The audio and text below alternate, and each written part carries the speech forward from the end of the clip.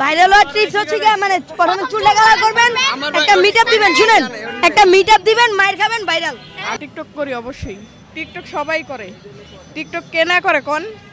এখন জায়গা দেখবেন ঘরে ঘরেই টিকটক করে, যারা পাঁচ ওয়াক্ত নামাজ পড়ে তারাও টিকটক করে।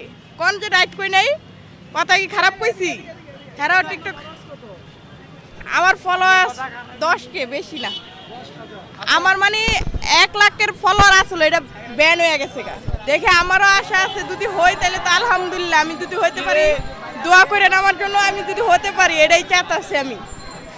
আমারও আশা আছে যে এদের মতন টিকটকার ইয়া হয়ে টিকটক প্রতিবন্ধী, তাহলে সবাই যদি প্রতিবন্ধী হতো তাহলে তো প্রতিবন্ধীর মতন থাকতো, কেউ তো সুস্থভাবে খারাপ থাকতো না। কোন মানে টিকটক করলেই কি প্রতিবন্ধী?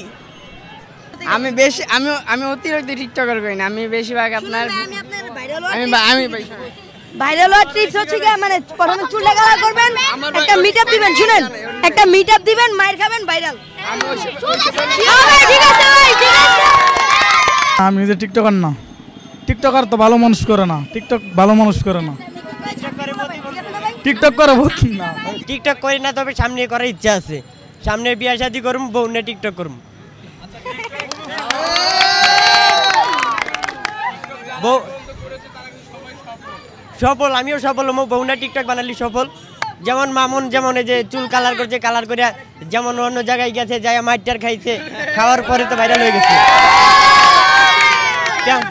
কেমন করে ভাই, আমিও চুল কালার করে মাইর খেতে যাই, আমিও ভাইরাল হতে চাই।